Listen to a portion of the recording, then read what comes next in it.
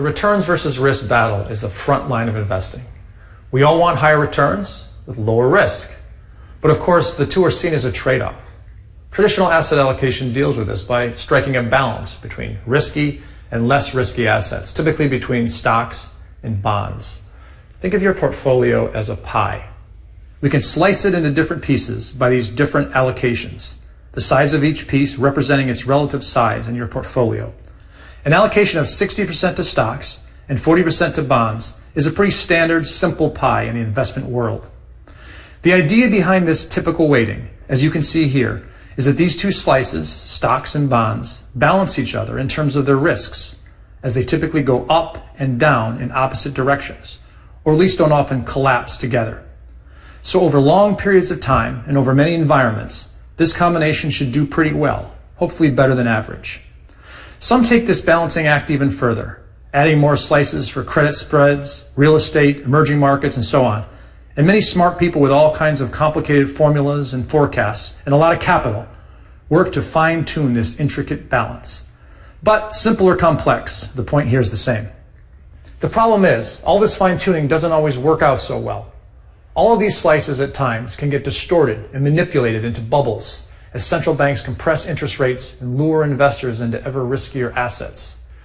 There's immense pressure to add to the slices with the highest yield and best performance, and we find ourselves chasing the most immediately gratifying as well as the most expensive and riskiest assets, and ultimately succumbing to these serial bubbles.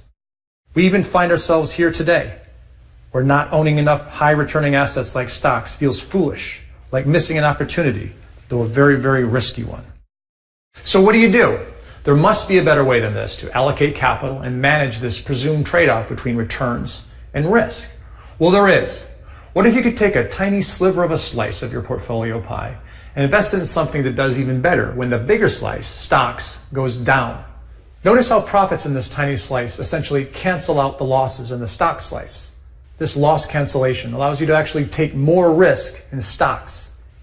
And of course, being such a tiny slice, it couldn't hurt you much when stocks rise, especially compared to what you gain with your larger stock position, no matter how far that sliver goes down.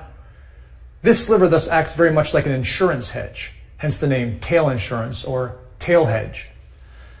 By allocating, say, just 1% of your portfolio to the tail hedge sliver, as Universa does by owning put options, you could go from a 60-40 stocks-bonds mix to a much greater stock allocation, and yet your portfolio's total risk would go down.